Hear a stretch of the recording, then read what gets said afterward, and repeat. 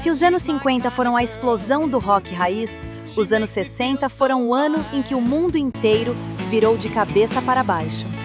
A música deixou as praias, cruzou o oceano e ganhou distorção, poesia e cores psicodélicas que redefiniram uma geração. Pronto para viajar pela década mais revolucionária da história da música? Aumenta o som e vem com a gente! She loves you, yeah, yeah, yeah. Well, she loves you and you know that. Oh my God, they are incredible! Aquela semente instrumental dos anos 50 virou a surf music, empurrando a guitarra para a praia. As guitarras Fender e Mosrite dominaram a cena devido aos seus timbres brilhantes e vibratos inovadores. A enérgica e frenética Wipeout do The Surfaris se tornou um hino da bateria no rock. Mas a verdadeira mágica foi o que eles fizeram com as vozes. A herança do doo-wop e dos corais de esquina levou à obsessão por harmonias perfeitas, e foi a fórmula que não apenas os Beach Boys, mas outros artistas da década, como Bee Gees e Beatles, roubaram para criar hinos pop irresistíveis. Let's go surfing now. Everybody's coming to the surf party now. Doo-wop ainda inspirou as girls groups. Embora a sonoridade fosse polida e focada em harmonias vocais, elas foram fundamentais para a evolução do rock and roll.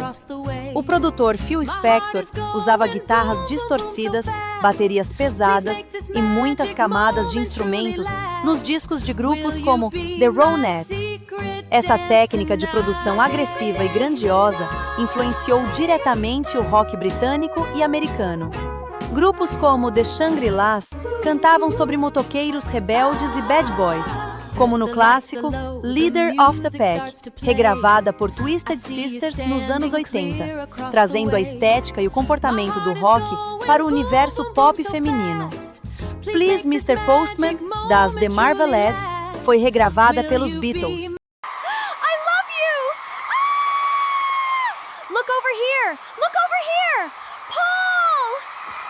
Em 1964, a invasão britânica reexportou o rock para o mundo, e a febre da Beatlemania tomou conta dos Estados Unidos. Essas bandas não apenas dominaram as paradas de sucesso, mas também ajudaram a moldar o gênero rock.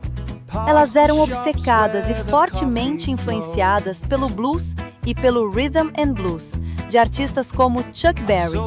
No entanto, eles misturaram essas influências americanas com o skiffle britânico e o pop de harmonias vocais marcantes, criando um som mais comercial e melódico.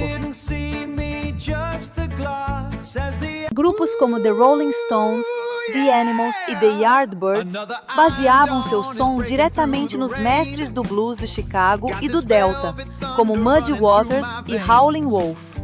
Eles faziam versões elétricas pesadas desses artistas e ajudaram a popularizar o gênero nos Estados Unidos e criaram o blues rock, que foi então reexportado para o mundo. You really got me going. You got me where you want me. Oh yeah, you really got me now. Lembra que o Link Wray furou o amplificador com uma caneta nos anos 50? Pois Dave Davis, dos Kinks, cortou o cone do seu amplificador com uma lâmina de barbear.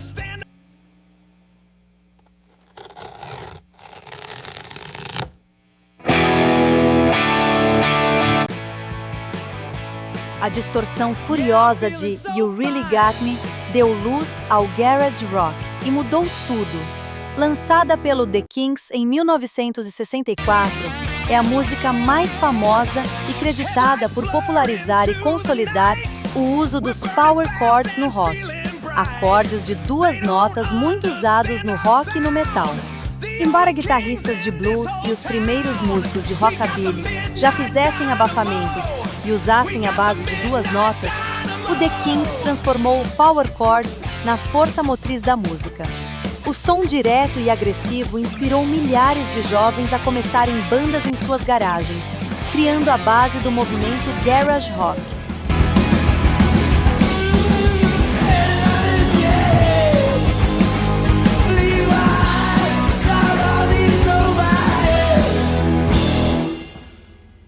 Com o power chord e a distorção pesada, a faixa ajudou a pavimentar o caminho para o hard rock e o heavy metal. Aí a tecnologia correu atrás da barulheira.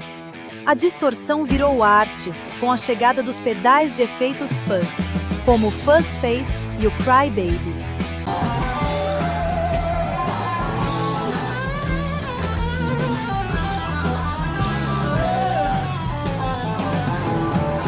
E o choro do wah-wah de Jimi Hendrix, que transformou o microfonismo, o famoso feedback, em música.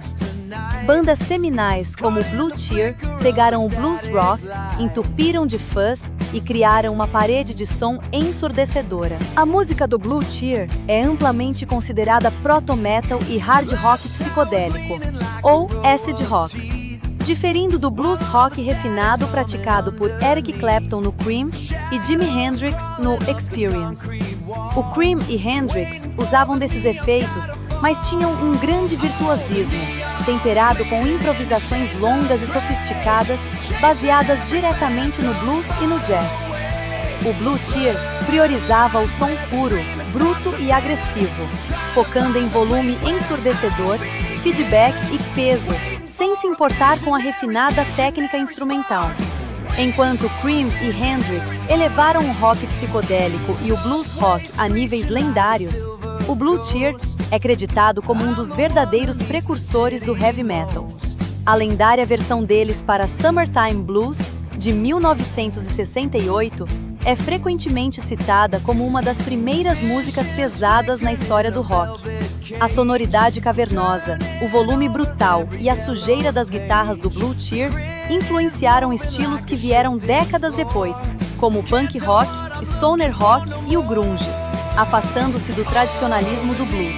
Enquanto o blues rock resgatava os mestres do Mississippi com volume máximo, gerando o proto-hard rock, com o folk rock, as letras ficaram profundas e poéticas. The times are changing. Can't you see? Oh, hear my voice. A música folk, que tradicionalmente usava instrumentos acústicos como violões e banjos, se fundiu à instrumentação elétrica do rock. Em julho de 1965, durante o Newport Folk Festival, Dylan chocou os puristas ao subir ao palco, acompanhado por uma banda elétrica. A partir daí, álbuns como Bringing It All Back Home e Highway 61, Revisited, ditaram um novo som. Posteriormente, bandas britânicas como Fairport Convention deram um toque característico de música celta e tradicional britânica ao gênero. E para fechar a década, o rock expandiu as mentes. O rock psicodélico coloriu o mundo com efeitos de estúdio, viagens sonoras e festivais como Woodstock. Em 10 anos, o rock passou pela praia e foi para o espaço. Dos cortes na mola do amplificador às viagens espaciais, os anos 60 moldaram tudo o que ouvimos hoje. Qual é a sua banda favorita dessa década de ouro? Deixe nos comentários. E feliz mês do rock!